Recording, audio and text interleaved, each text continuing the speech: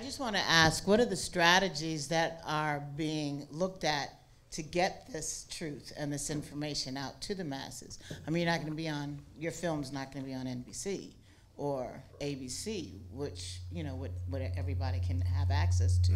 And I know you're doing the tour, but what else can be done, or what else Maybe let's go on for Glenn to pick up on, and then you can say something. Yeah, most of the circles that I hang around, and we're talking about black left organizations, the strategy, if you could call it that, is to avoid getting entangled with the corporate media and work through alternative media. Certainly the alternative, we actually need to be creating more and more alternative media. But to put this in some historical perspective, and I'm talking about in terms of black politics, the communications system, network for black folks is still black radio, which retains the loyalty of about 70% of the black public. That is some tremendous penetration. Back when I was working black radio, it was 90%. So that meant that you could actually access the vast majority of black people just by being on black radio. That doesn't exist anymore because they don't do news anymore. You will not find it anymore. And so that means that we then have to create these alternative medias that reach maybe 1 or 2% of the black public, and we can see the difference in penetration. So obviously, in any long-term fashion, a strategy of just avoiding the corporate media without expanding the penetration of alternative media doesn't get us very far. I think in terms of the corporate media that we should not just ignore it, we should attack it. It is the enemy.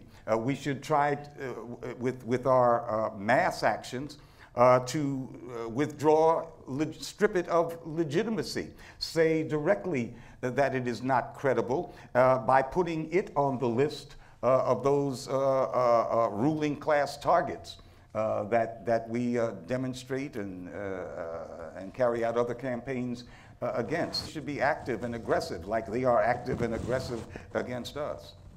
We're trying to deal with this by coming to Baltimore. And I don't think you can build an independent media nationally right now. It's too big a sea. It's like throwing grains of sand into an ocean. But it's not just because of the monopolization of the discourse at the national level. It's also, I think, to a large extent, most ordinary people don't trust corporate media, but they've also just tuned out of the news altogether. And then to the extent they are engaged, and that they are, I shouldn't even say to the extent, they're very engaged in their own daily life and direct experience. So how do you have a safer city? How do you fix the school system? What do you do with all these boarded up houses? I think for most people, it's about their direct experience, and it's very much at the level of their city. So we decided we need to pick a city to dig in and look at these local problems, but with a systemic, national, global eye. I mean, you can't look at boarded up houses without telling the story of how Wall Street and predatory lending threw so many people out of their houses here.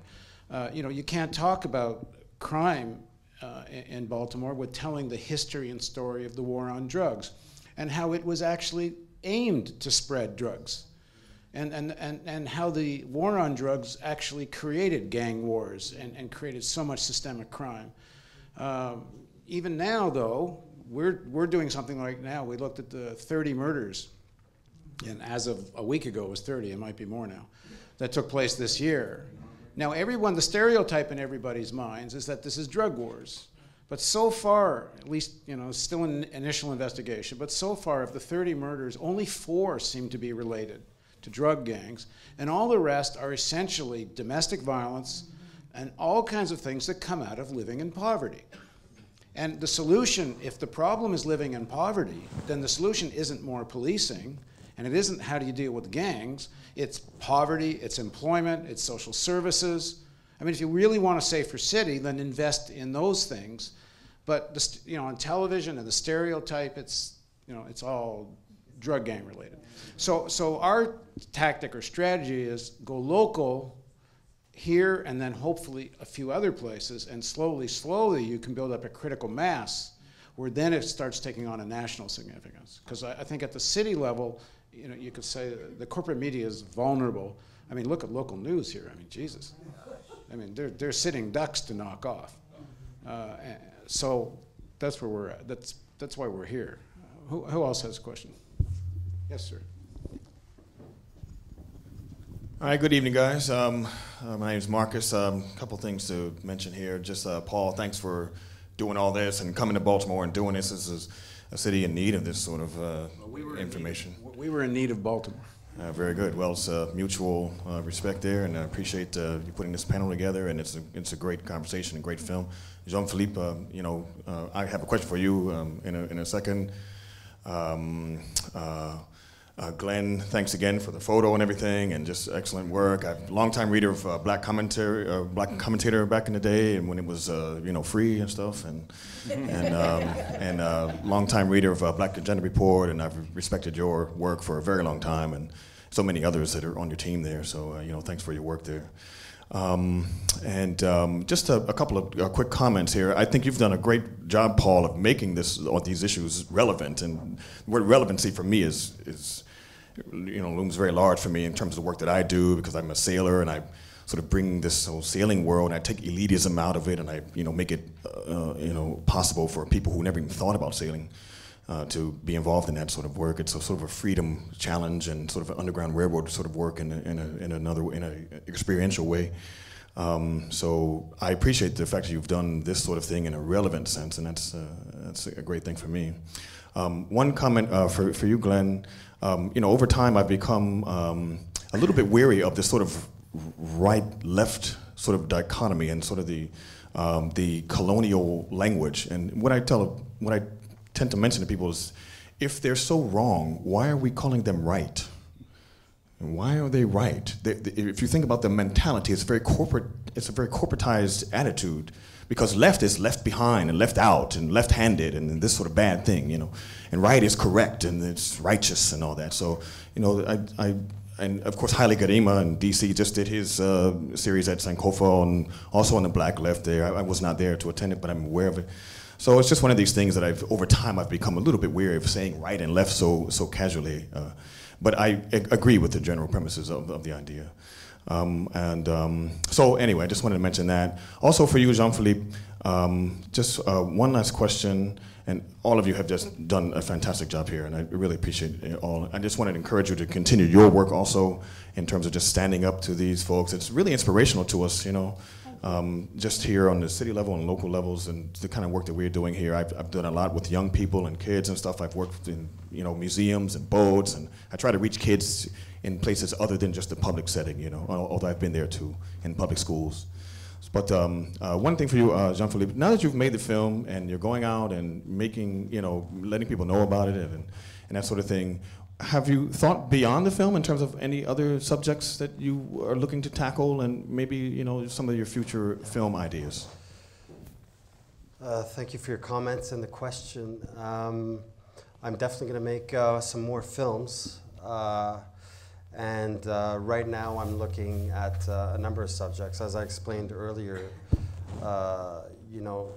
the idea with us at Dog Factory and the Bertha Foundation, the reason why we came together was to make films to change the world. And even though that might seem like a crazy idea, that's really what we're here to do, actually. We actually believe in what we do. We believe in the subject of the media, and that's why we made a film about it. I guess you can say that I'm inspired by that same ideal. And right now, I'm looking at a few subjects, and I can say that it's really about children in war, and that's really the main research that I'm doing right now. And I've began doing some documenting of that subject and some of the main people that will be in the film. But that's what I'm pursuing. That being said, I'm still,